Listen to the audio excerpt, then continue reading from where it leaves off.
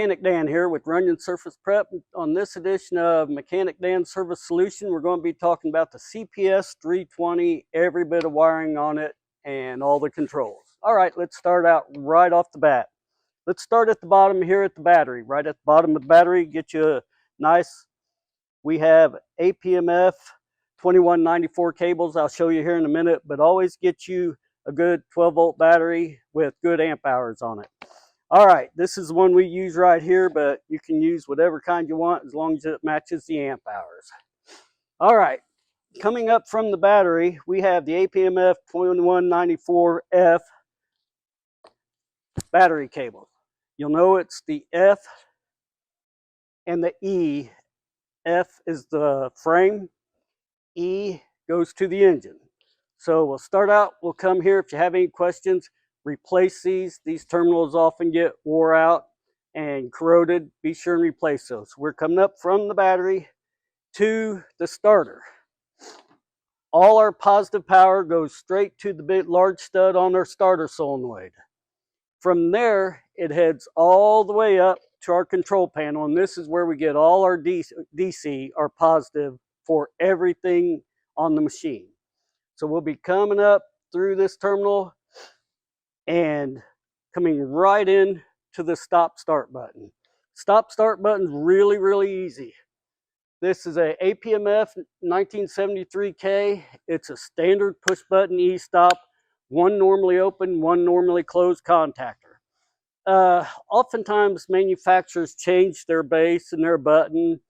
The problem is they change these contactors so you can't use other people's contactors on their base and stuff. So we sell the whole kit all together because they've changed throughout the years, and trying to figure out which one you have is really a pain. So just get you the whole contactor right here. All right, we're going to start out. We have power going all the way up to our control box.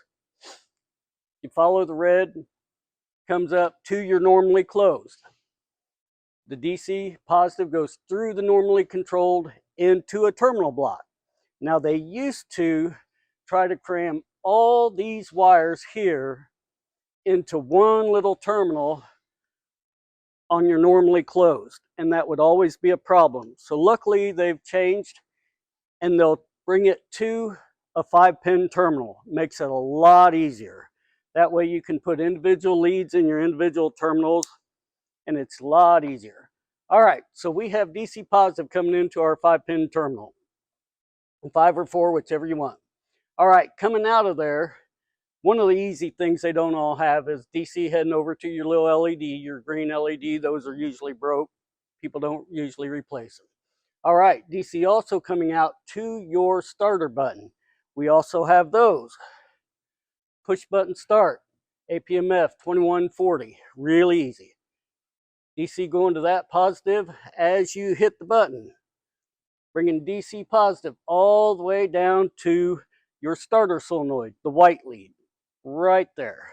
That's what engages your starter. All right, another thing coming off our DC, positive green coming all the way down to the oil sending unit. This is really important. Every single propane machine should have a safety of some sort. They either use oil or vacuum to make sure when the machine stops, propane doesn't keep going. So what they do is they put this oil sending unit in line with your DC going to your emission box, to where if this thing's not running, if it's not cranking up pressure on your oil sending unit, no propane will flow. That way when you leave it, if it dies and you walk away, you don't fill a room with propane. Really, really important. Another good thing about this is if you run low on oil, run out of oil, it'll automatically kill the engine instead of burning up your engine. All right, that's another place where our DC goes. Let's find more places. All right, we also come out our DC positive and go to our lockout coil. This is very important. This is in line with your DC, and this is on your regulator. So nothing can get through here, no propane can get through here unless your emission box says so.